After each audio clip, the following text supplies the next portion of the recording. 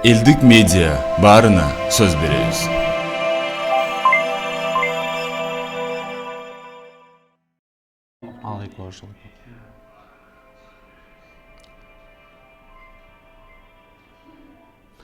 Саламатсыздарбы, урматтуу биздин элдик медианын көрүүчүлөрү. Биз түз эфирде улантабыз. Акыркы Кой Таштагы кырдаалдар боюнча серепчилер менен ар кандай ишмерлер менен, коомдук активисттер менен маекти улантканга даярбыз. Бул азыркы учурда болсо эркин журналист Шайырбек Маматокторов биздин конокто.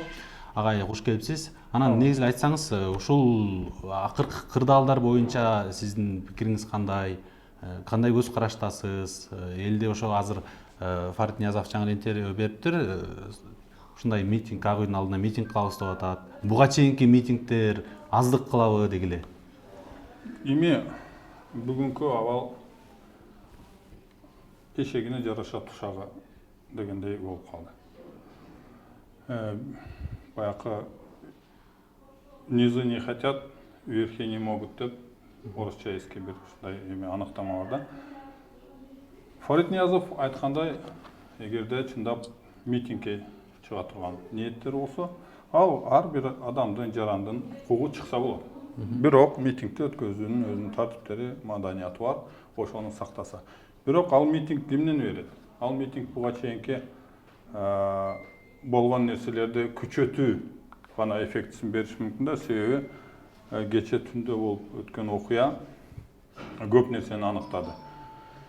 Биринчи кезекте өкмөттүн ыкчам мындай окуяларды чечип, ыкчам түрдө тартипти орнотууга кудурети жетпейт экен. Экинчи тарап эч кандай мыйзамга баш ийип, Алмазбек Атамбаевдин тарабы өлкөдө болгон мыйзамдарды моюндап, аларга моюнсунуп, кандайдыр бир мыйзамдуу талаада иш алып барганга таптакыр ниети жок экен. Себеби жакынкы убактарда Американын президентин спецпрокурор суракка алды.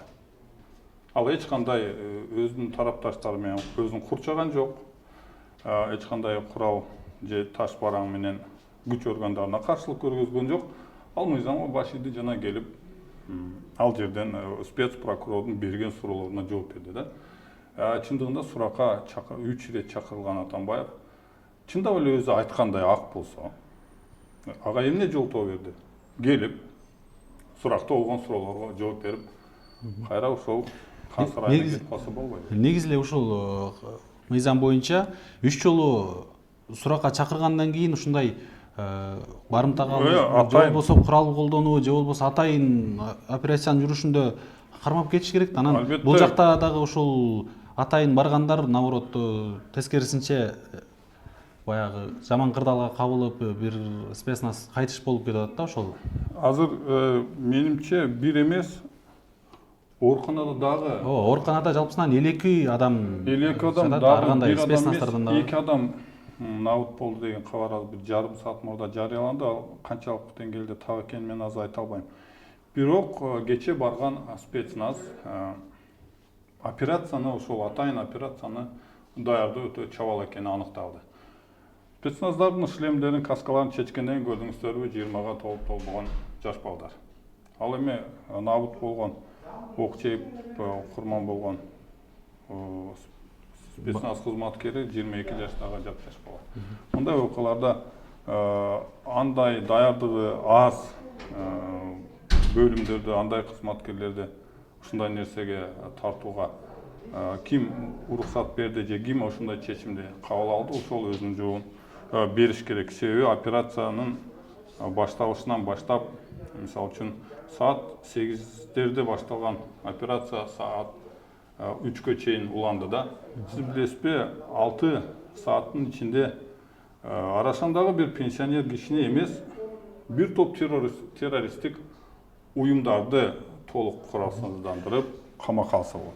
6 сааттын ичинде узун турасы 100-200 метрге жетпеген имараттын ошондой курулуштун ичин күн эрте изилдешпей, анын түзүлүшүн имараттын. Ал жерде канча болжолдуу канча киши бар. Атамбаевдин эгерде мындай окуя болуп турган болсо болжолдуу кайсы жерде болушун анык билбей туруп короого кирип алып анча мынча аялдарды бир аз түрткүлөп резина окторду атып өздөрү да таш бараңга кабылып жана бир нече ок жегендик боюнча ал башка тема, себеби кайсы жактан граждандык жарандардан Жошо, буга чейин дагы форумда өткөн митингде мурдагы президент Алмазбек Атамбаев мен баягы курал колдоном, тапанчам бар деген сыяктуу бир кыйытма сөздөрдү айтып өттү эле да. Анан бул көчөкү дагы ошол интернет булактарында жүрөт, элде дагы кадимки эле куралдар жүрөт да. Анан бир жагынан ушинтип баягы укук коргоо кызматкерлери жабыркап калып атышат. Алардын дагы интервьюсун уксак, өзүңүз эле уксаңыз керек. Биз курал колдонгондон корктук, курал колдонгон өзүбүздүн элибизге курал колдонбойбуз. Ушинтип бирок ушундай абалга кептелдик деп баягы ооруканадан интервью берип атат дейм. Бул боюнча дагы баягы мурдагы президент Алмазбек Атамбаев дагы жооп бериш керекпи эми? Сөз Атамбаев кадимки деструктивдүү өлкөдөгү тынчтыкты бузуп жаткан, саясий кырдаалды курчутуп жаткан деструктивдүү ушундай күч. Ал мыйзам талаадан такыр чыгып, өзү бийликти айыптап келет, конституцияны бузду деп. А конституцияда экс-президент, пенсионер адамдар суракка чакырылганда каалаганда келбей, куралчан адамдар менен өзүн курчап алып коргонсо болот деген нормалары жок эне. Андай жерлери жок. Атамбаевдин ошол айткан сөзүндө менин жеке түшүнүгүмдө ал өзүнө сыйлык катары берилген тапанчаны айткан. Мен ошол тапанчамды колдонуп атып өзүмдү коргойм деп. Бирок кече спецназды ал тапанча менен атылган жок. Спецназдын төшүндөгү бронежилетти тешип өтө турган ок калибри боюнча эң эле жок дегенде снайпердик винтовканын огу. Тапанча менен бандай бронежилетти тешип ата албайсыз. Демек даярдык болгон, буга чейин атайын куралдар катылган. Куралдан мурда биринчи дуалдар, дарбаза, таштар, элдер, анан кийин барып куралдар. Көрдүңүзбү, этабы менен баратат. Күндүзү 8-тин чамасы 8 менен 9-дун ортосунда күн жарык кезде негизинен таш бараң болду. Ооба. Спецназдарга таштар атылды. Таштар чөптөргө көмүлүп, бир нече күн, ай мурун даярдалып койгон. Анын үстүнө ал чөптөрдү дайыма алмаштырып турушат. Байкасаңыздар, баягы стройка колдонулам деген таштар. Эч кандай стройка болгон жок. 3 айдан кийин биз сиз менен көзүбүз жетти да, ал жерде стройка болгон жок. Ал таштарды казып алып, ошо тикчен бала көбүрөөк көрүндү. Башка граждандык ошол тарапкерлер, анын коргоочулары таштарды алып уруп жатты. А спецназ буйрукка ылайык резина октор менен көпчүлүгүн бутка аткан. Ооба. Бир экөөсүнүн капталына тийген жерлери бар. Бирок ал резина октор болгону кийимди жырта өтүп, синяк калтырып, жана жумшак эттерди жаракат кылдырып, адамды бир аз убакытка керектен чыгарат да. Ал ошондой атайын спецсредстволор. Бирок ким спецназдын кызматкерин ошондой снайпер менен төшкө атты. Ал жаракаттан анын жүрөгүн тешип өткөн жана операцияга жетип жетпей 22 жаштагы бала курман болду. Бул кадимки оор кылмыш. Буга чейинки айтылып келген нерселерди, буга чейинки парламенттик жыйында коюлган 6 күнүнө айтпаганда деле кечээки болуп өткөн окуя Атамбаевга толук түрдө кылмыш жазасын колдонууга жол берет. Аны бүгүнбү, эртеңби, өзү келеби же барып алып келишеби, бирок мындай түрдө операция жүргүзүү болбойт. Өкмөттүн толук калсыздыгы айгинеленди. Премьер-министр мырза мындай абалда эмне кылмак эле? Отставкага эле бүгүн саат 9-дарга жетип жетпей, жумуш күнү башталганда президенттин намына отставкага арыз жазыш керек болчу. Президент азыр менимче коопсуздук кеңешин өткөзүп жатат, а парламент болсо 40 кол чогулта албай, 120 депутаттын 40 адамын чогулта албай, азыр гана 10 депутат чогулдук деп 1-2 депутат маалымат берип атат. ушунчалык кечээки саат 8-ден бери мына 12:24 азыр дагы 12 көрдүңүздөр 28 саат 30 сааттын 1,5 сутканын ичинде парламенттин 3/1 бөлүгү чогула албайт ушул парламентте. Бир жаранда барып суракка 3 ирет чакырып алып келе албай, алып келип анын жазасын бере албаган ушул өкмөтпү. Ошо көчөгүндө көрсөңүз баягы генералдар, милиция кызматкерлери эл менен аралашып жүрөт да. Бул жакшыбы негизи? Анткени буга чейин элге ого аткан деп баягы айыптап атышпайбы? Бирок эч ал жерде жүргөн Атамбаевден баштап азыр ошол видеону көрүп албайлыбы? Мели? Элдик медиа баарына сөз беребиз.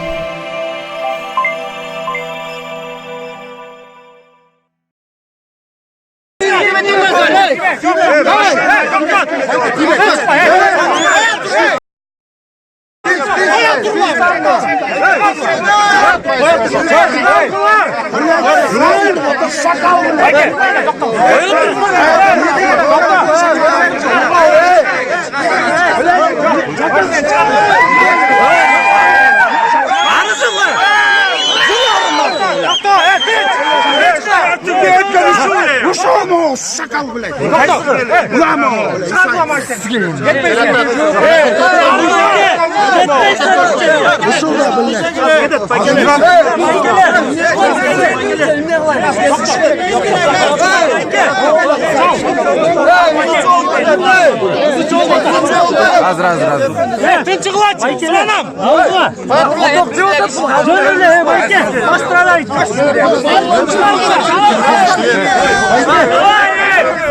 Стойте, не трогайте! Не, стойте!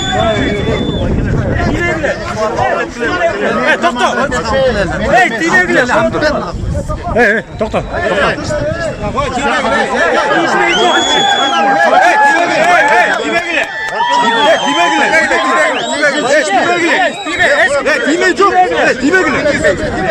Ben çeşmeyim de ama. O yakın maçtan çıkartıyorlar. Çıkaralım belki, çıksın. Aklından çetini çıkarmayın sonra. Çıkaralım belki, çıkaralım. Sinema yakın maçtan çıkartıyorlar. Çıksın. Sen просто айтпа, жетсин деп чарттырбайбыз байке. O maçta ne konu çıkartıyorlar?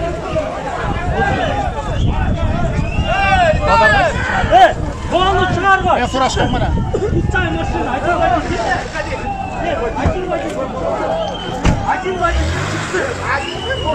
Да, один я посмотрел. Гürgüler yakın.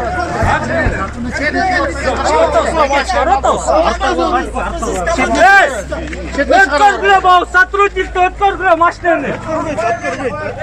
Бұл жақта да толтыра киши келді. Ötkörmeyin. Лучше сейчас прекратить действия.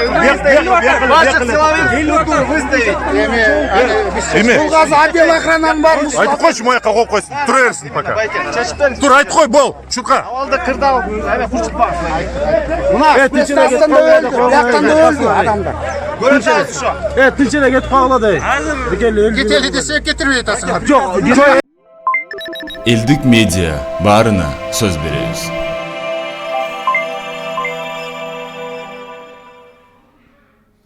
Мына өзүңүз эле көрдүңүз, жаңы эле ушул кетейин десе кетирип атасыңар деп анын үстүнө андан кийин МВДнын орун басары, министрдин орун басары Курсан Асанов дагы ошо бизде курал жок, биз жөн гана элди тынчтыкка тартипти сактоого келгенбиз деп түндө дагы жүрүштү. Эми ушуга алып келип жаткан жагдай негизинен бирөө тарапта болуш керек да, бирөө Эки тарапта тең акыл парасат жок болсо мына ушундай абал кырдаал түзүлөт. Демократиялык эмес өлкөлөр, чыгыш өлкөлөрүндө, Кытайда, Араб өлкөлөрүндө ушундай окуя болсо, же демократиялык өлкөлөрдө, Батышта, Америкада ушундай окуя орун алса, Ички иштер министрлигинин орун басары эмес, Катардагы эң аз, эң кичүү Чиндеги полицияга кол тийгизгендигиңиз үчүн сизде, сиздин жаныңызда тургандарды, сиз кол тийгизип жатканда кой дебегендерди, көзү менен көргөндөрдү ошол жерде турпаты менен аралашкандардын бардыгынчы ушунчалык аяусуз жазалайт, ошентип мамлекетте тартип орнотулат. полиция қызматкері, милиция қызматкері құқықтық мемлекетте қол тибес мындай ұйық нәрсе да. Аға сіз қол тиіп, бұл жерде аны құшақтап, аны сөгіп, эфирден айтылбай тұрған, эфирден емес мындай қоғамдық жайда айтылбай тұрған ыплас сөздерменен кадимкидей жарандык граждандар сөгүнүп жүрөт. Ошонун эмнеси МВД, ошонун эмнеси өкмөт.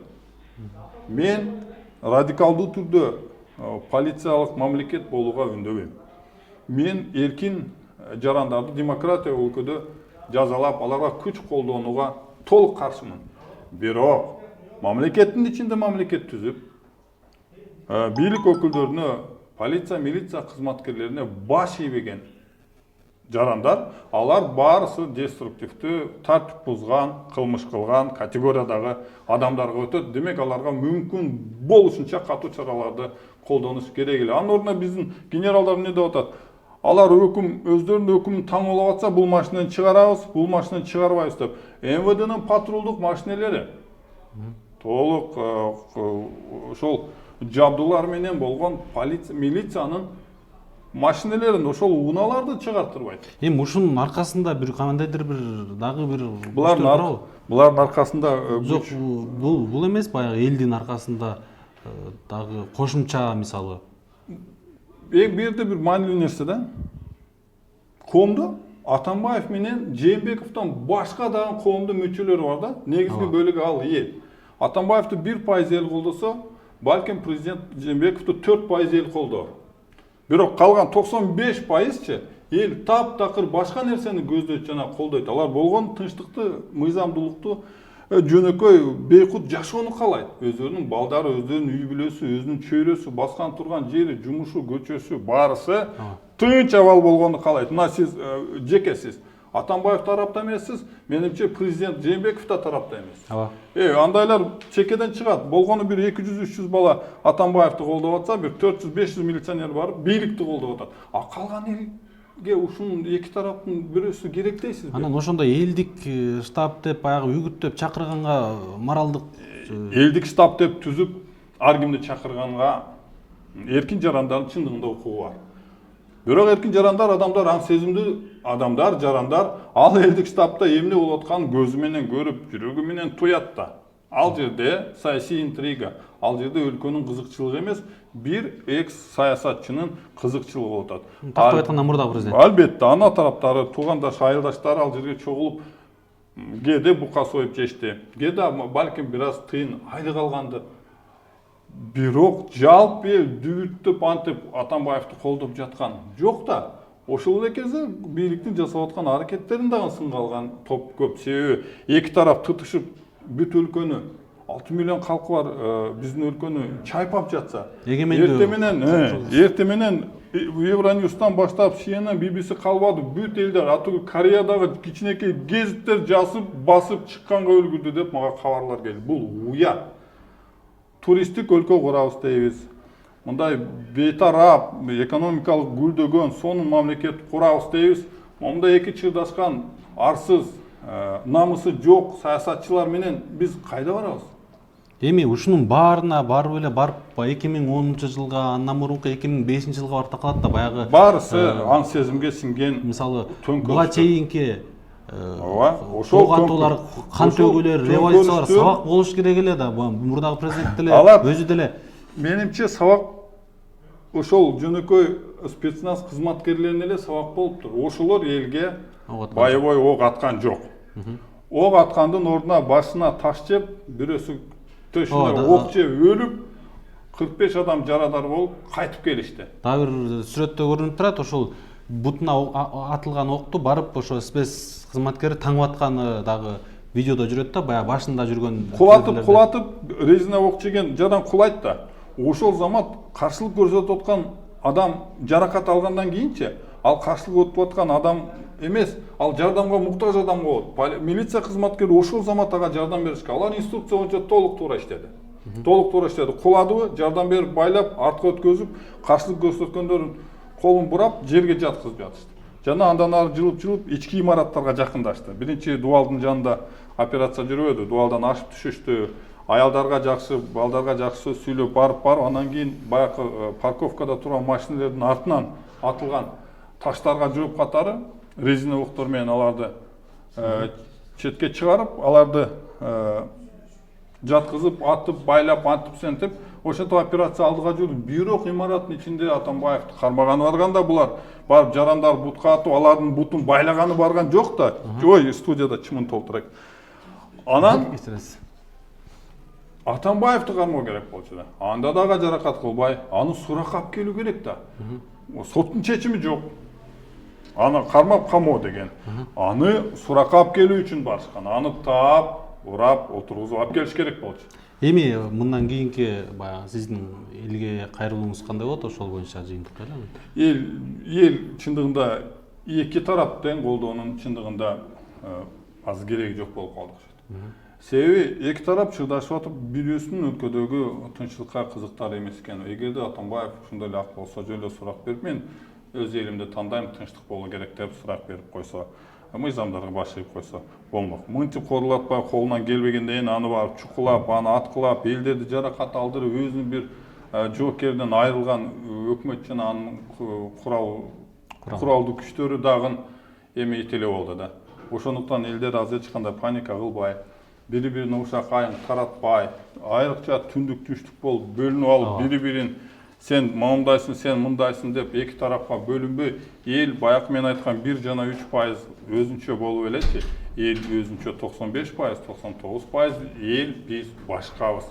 Экөөнүн тең эч кандай кызыкчылыгын биз коргойбойбуз. Биздин бир гана максат өлкөдө мыйзамдуулук, бейкуттук орнош керек жана мындан ары биздин жашоо кадимки тынч өлкөдөгүдөй уланат. Рахмат агай.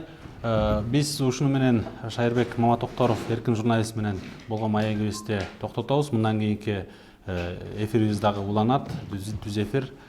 Бизде дагы ушул коомдук ишмерлер, саясатчылар, эркин журналисттер, элдер дагы өз пикирлерин билдирип турушмакчы.